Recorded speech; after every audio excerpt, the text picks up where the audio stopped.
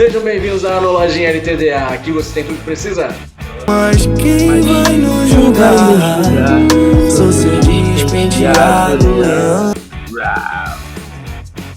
Nossa, bem, é isso aí. Como vocês viram, esse rugido selvagem era para falar das coisas mais legais possíveis no dia de hoje. Sobre o que será o vídeo de hoje, senhor que recebeu a coragem mágica de hoje? Uma ressalva, essa música é a música da grandiosa Marília Mendonça. Mas é isso aí. No vídeo de hoje, irei falar de algo que eu gosto muito. Porque sim, este canal, basicamente, 95% dele é construído de coisas que eu gosto. Como redator, produtor, eu faço a pauta e eu sempre imponho coisas que eu quero falar. Eu vou falar sobre a NBA porque dessa vez estou dando um tempo a mais para sinalizar para as pessoas deste canal sobre as minhas apostas dos futuros campeões. Na verdade, eu vou dar as apostas de quem vai ganhar e depois eu vou falar quem vai ser o campeão, beleza? Bom, então, antes do Simba nos iluminar com sua sabedoria sobre os desígnios do basquete, Eu sou o Scar. vamos pedir para você dar um like nesse canal, dá uma curtida, tá? Porque ele é o Scar e ele tá dizendo isso porque ele deve estar me considerando uma hiena agora. Mas eu me considero Timão, gente. Se vocês puderem dar uma curtida, compartilhar, compartilha com quem você ama, com quem você odeia. Porque se você odeia, você pode perturbá-lo com a gente. Quem você ama, você pode presenteá-lo com a gente. Depende desse tipo de gosto, sabe? Então, dá uma força pra gente aí. Talvez a gente cresça e um dia faça coisas maravilhosas com o que a gente conseguir com isso. Talvez eu queira que você seja o pai do Simba pra eu te matar, mas tudo bem. Imagina. Não adianta ficar com essa cara de escandalizada. Deixa eu começar, porque assim, eu já expliquei algumas vezes em vídeos passados, de temporadas passadas, mas eu vou fazer essa jogada de novo. A NBA, ela se divide em duas conferências, a Conferência Leste e a Conferência Oeste. Beleza até aí? Estamos na mesma página, todos entenderam. Seguindo isso, a gente tem em cada conferência, aproximadamente a gente tem 15 times. Desses 15 times, 10 se classificam para a primeira leva de lutas, de embates sangrentos entre times, que são os play-ins. A gente pega do 7º ao 10º colocado de cada conferência e eles vão se degladiar para sair os 4 melhores. Mentira, acho que se eu não tô enganado saem 2-2. Enfim, seguindo esse enrolar todo, a temporada ainda não terminou, tá? Se eu não tô enganado, devem estar faltando entre 10 e 12 jogos pro final da temporada regular. E a gente tem alguns times que já estão classificados.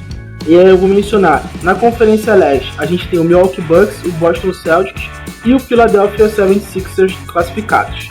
Esses times já estão na briga pelo título e já estão nas posições, a princípio, eu não posso confirmar porque eles podem variar, mas para você não precisar participar dos play-ins, tem que ficar entre os 6 primeiros. A tendência natural das coisas é que eles fiquem. E aí, brigando pelas próximas vagas, né, no caso, as outras 7 vagas, a gente tem o Cleveland Cavaliers, a gente tem o New York Knicks, a gente tem o Miami Heat, Brooklyn Nets, Atlanta Hawks, Toronto Raptors, Chicago Bulls, Indiana Pacers, Washington Wizards e o Orlando Magic. Assim, desclassificados da Conferência Leste, a gente já tem o Detroit Pistons, que é um dos piores times, e o Charlotte Hornets, que também é um dos piores times. Então a gente já tem mais ou menos o modelo dos clubes da Conferência Leste. E aí eu vou elencar os meus favoritos, os meus 3 favoritos, baseado em que eu tenho acompanhado. Eu acompanho jogos tanto pela Amazon Prime, e aí fazendo um pouco de mexer, né? A Amazon tem alguns jogos da temporada regular, com transmissões do Rômulo Mendonça, que, eu acho que é um dos maiores expoentes da narração do basquete, com os comentários do Bugarelli, tem a Lana Ambrosio também participando. Também temos as transmissões na TNT, que é com o Otávio. É bem legal, da TNT, só a gente tem que assistir alguns jogos, geralmente passam no YouTube da TNT, nem todos os jogos passam na televisão. E a gente tem a ESPN, que também transmite, né? A ESPN eu acho que já é detentora da NBA há bastante tempo. E a gente também na TV aberta, a gente tem a Band transmitindo, que também eu gosto bastante da transmissão da Band. Então a gente tem essas 4 possibilidades de assistir uma gama de jogos, porque a temporada é muito longa. A gente já chegou agora, a maioria dos times já está com mais de 70 jogos. Então a tendência é que a gente tenha os jogos mais acirrados. E a minha lista, sem mais delongas, da Conferência Leste inclui o atual campeão, Milwaukee Bucks, que a gente tem um dos maiores expoentes da atualidade, que é o Giannis Antetokounmpo, jogando demais, levando o time. Ele tem todo uma proteção, o time todo é constituído de inúmeros jogadores muito bons, mas assim, o Holiday está jogando muito, vale ressaltar que ele é basicamente um motorzinho. O Brook Lopes também está fazendo muito, porque é um pivô enorme que tem um diferencial de arremesso de 3. E assim, eu acho que é um time muito bom e muito constante. A minha única preocupação é que se eu acho que ele pegar... porque esse time é um time 8 sempre. Se ele pegar um jogo onde tem algum jogador que está jogando 10, ele pode perder. Esse que é o meu maior problema com o Milwaukee Bucks. O último título que eles ganharam, eles foram muito constantes. É um time muito constante, mas tem esse ponto, né? Que por mais que o Giannis seja dominante, que por mais que o Giannis consiga correr de quadra a quadra e fazer a cesta, dificilmente alguém consegue marcá-lo por conta do tamanho e do vigor físico. Eu ainda acho que é um time que precisa... Não tem o cara... Tipo assim... Não tem aquele cara que numa noite ele pode jogar mais do que todo mundo e ganhar o jogo. É isso que eu tô falando. É o que a gente viu muito com Kobe, é o que a gente viu muito com Michael Jordan. Foi muito comum no Cleveland do LeBron. A gente viu o Stephen Curry fazendo isso, o Klay Thompson. Eu consigo ver o time como um time muito azeitado, muito organizado, mas eu ainda sinto falta disso. Tipo assim, eu não acho que o Giannis pode ser o cara que destrucide um jogo. São fatos. Peraí, eu não entendo nada desse negócio. Quando foi a última vez que você viu isso? Foi faz muitos anos que você viu um cara jogar muito? Não. Assim, a questão toda podem ter jogos que um cara é extremamente dominante o jogo todo. Só que a gente tá falando de playoffs, então são 7 jogos. Então dificilmente a gente vai ter um cara que vai conseguir ser dominante, pelo menos porque assim, se o time ganhar os 4 jogos, ele se classifica. Dificilmente você vai ver um jogo de um time grande, um time que tem um elenco muito bom, conseguindo dominar um outro time em 4 jogos por causa de um cara só. E dificilmente a gente conseguir pegar um cara que vai jogar os 4 jogos absurdamente na zona e dominando o jogo. Por isso que eu acho que o time do Milwaukee é um time muito constante. Então a tendência é eles consigam fazer a constância do elenco rodar. E aí nessa mesma conferência eu ressalto o Boston Celtics, que sim, é um time que eu acho que é muito inconstante, mas ele tem 2 caras, que é o Jaylen Brown e o Jason Tatum, que podem fazer chover no dia. Eles podem ser, tipo, eles são aquela incógnita da equação. É como se fosse um fator que a gente vai botar. Eu acho que o time do Milwaukee é muito constante. O time do Boston, ele é muito inconstante. Mas esses 2 caras jogando tudo que eles podem, eles são um diferencial. Porque a gente tá falando de 2 caras muito pesados. E um time que eu gosto de ver jogar. Só que um time que deu uma caída muito grande agora no final da temporada, tá classificado, teve uma troca de técnico. Então assim, eu não sei o quanto do time tá influenciando os resultados atuais, ou então se eles tiraram o pé, também por conta da classificação.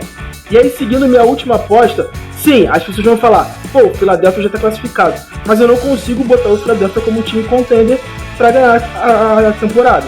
Porque assim, é um time que tem um Joel Embiid jogando demais? Sim. Candidato a MVP? Sim. Muito constante? Sim. Mas eu acho que falta alguém por trás dele para ajudar. E esse time tem o Jason, o Barba, James Harden, jogando também. Ele até fez uma renovação, uma extensão de contrato de mais 5 anos. Mas assim, cara, eu não sei porquê. Eu não consigo ter a mesma confiança que eu tenho no time do Milwaukee, no time do Philadelphia, mesmo tendo um cara dominante demais, porque se eu acabar com o jogo do Embiid debaixo do garrafão ou bloquear eles arremessos de 3, o time vai depender exclusivamente de James Harden. E eu sei lá, cara, eu acho que ele já tá no descenso dele, o auge dele foi no Houston Rockets, depois disso a gente só viu o James Harden cair. E ele pode estar fisicamente muito bem, mas eu não acredito. E aí o meu time, que é a indicação que eu falo, a terceira indicação, é o Cleveland Cavaliers, que tem um cara que, assim, eu sempre vi muito potencial nele, e alguns jogos, ele chegou a fazer mais de 70 pontos no jogo, que é o Donovan Mitchell, o Spider Mitchell. Então, tipo assim, eu boto fé. Eles perderam o Kevin Love, né, que o Kevin Love foi trocado pro Miami, mas eu ainda acho que o time do Cleveland, com o Garland como point guard lá, que é o armador do time, esse moleque tem muito potencial, então eu acredito nesse time. Acredito bastante.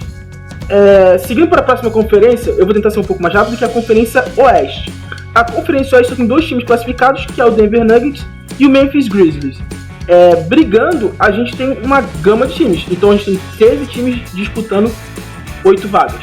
Eu não vou falar todos, eu vou só dizer que o San Antonio Spurs está fora e o Houston Rockets também está fora, que são os 2 times que estão muito fora eles estão fora do eixo, eles rodam para jogar, para ganhar 25 jogos. Para você ter noção, o Denver tem 49 vitórias e o time do San Antonio Spurs tem 19. Então só para você ver a disparidade aí do primeiro pro penúltimo colocado. E aí, falando sobre essa divisão do Oeste, né, no caso, eu apostaria em 3 times. Cara, o Denver Nuggets tem um dos melhores jogadores, um dos mais constantes, que é o meu MVP da temporada, que é o Nikola Jokic. E assim, cara, não tem como você imaginar um cara com o tamanho dele sendo um pivô armador. Porque o cara consegue fazer chover. Ele tem uma média de 24,7 pontos por jogo. Ele tem uma média de 11 rebotes e ele tem quase 10 assistências por jogo. Então assim, é um cara diferenciado pelo tamanho, pela visão de jogo. Sempre associaram muito ele a um jeito de jogar do Will Chamberlain, que ele é muito alto, tem uma visão de jogo muito grande. Óbvio que um cara, conforme ele é muito alto, a tendência dele ser mais lento nos movimentos, mas o Jokic, ele não cai nesse meio. Eu acho que é um cara diferenciado. Eu acho que esse time do Denver tem tudo para ganhar. Já falando sobre o Memphis, que é o segundo time classificado, é um time que não me decepcionou. Me decepciona o fato de ter um jogador que eu sempre botei muitas expectativas em cima dele, que é o Ja Morant, que foi envolvido nesses problemas aí em relação à internet. Porque assim, por mais que ele tenha uma influência, ele tem que imaginar que ele é uma referência para os jovens lá dos Estados Unidos e para quem gosta de NBA.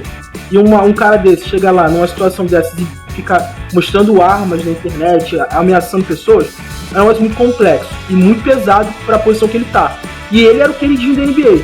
Então eu acho que isso tudo pesou muito. Ele ficou fora, se não tem nada, de 8 ou 9 jogos por uma punição da NBA.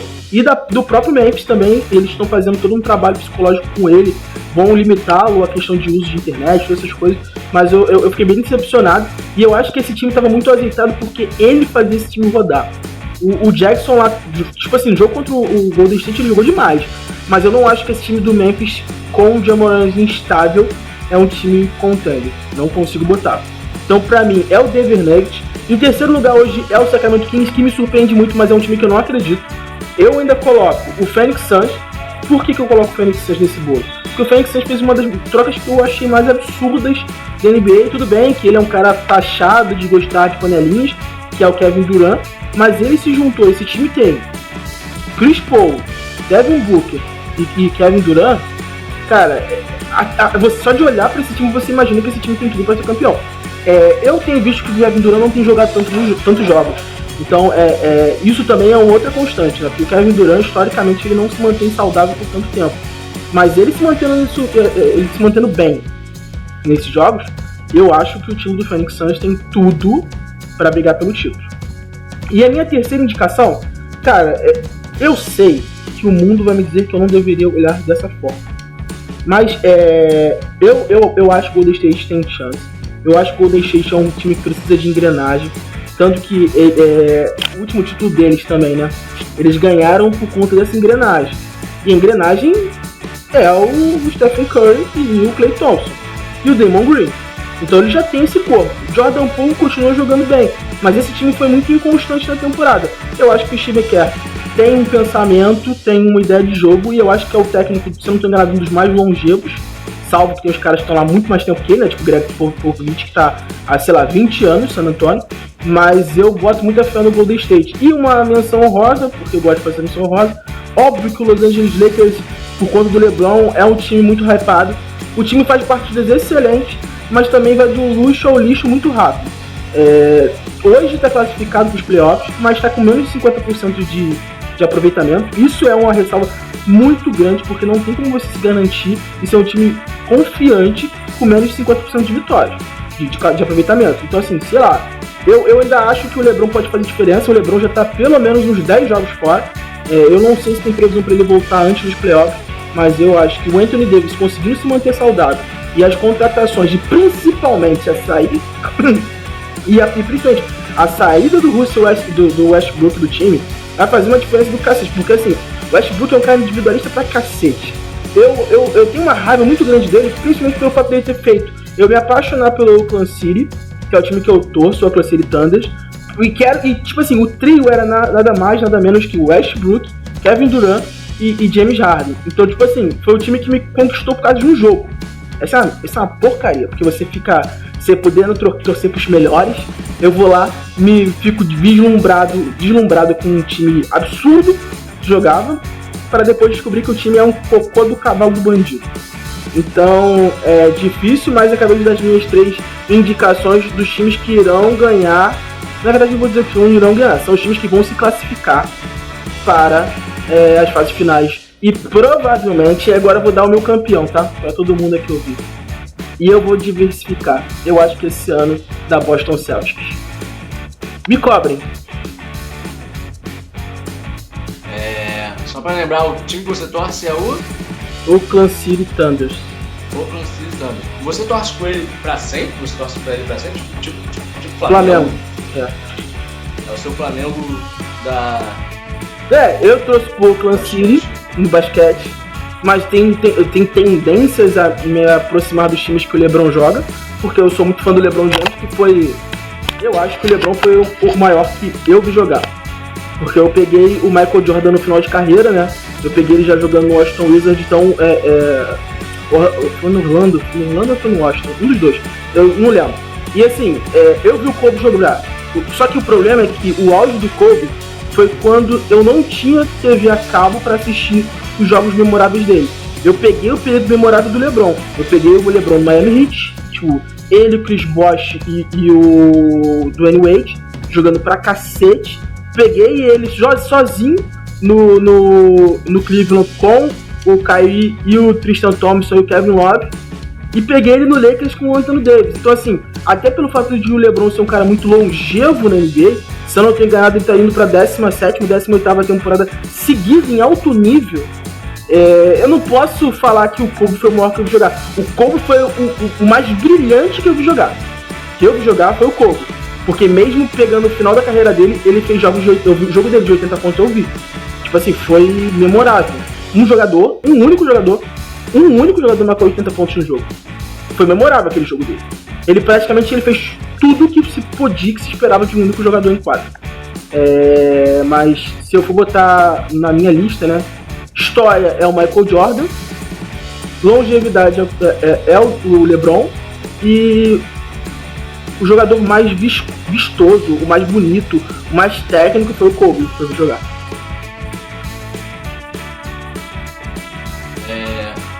Fazendo uma comparação muito, assim, dadas as devidas proporções, esse ano, no basquete, não vai ter algum jogador heróico igual teve no futebol americano, não. Alguém que tá machucado, vai jogar mesmo assim. O LeBron pode ser. O LeBron acho que é o cara que é o fora da curva. Talvez o Stephen Curry possa fazer alguma coisa. Mas eu não acho que, por exemplo, o melhor jogador da temporada é o Nikola Jokic. Mas eu não acho que o Denver ganhe a temporada. Então eu acho que só o LeBron e o Stephen Curry podem fazer chover. E eu acho que só tenho isso pra falar. Bem, então é isso. Pra você que gosta de... Como é que é o termo para jogar basquete? Não é bater uma bolinha. Pra você que gosta de fazer uma arremessar umas bolas fazendo uma cesta. Fazer os arremessos. Pra você que gosta de, às vezes, pensar em quem vai ganhar pra tentar adivinhar, entendeu? Vocês podem seguir as dicas. Boa noite. Fizemos todos os dados que fugimos. Boa noite, Rio. Tchau, Brasil. Uau! Meiau! I don't need no Smith & Wesson. Fuck is catching. Taking shots with all your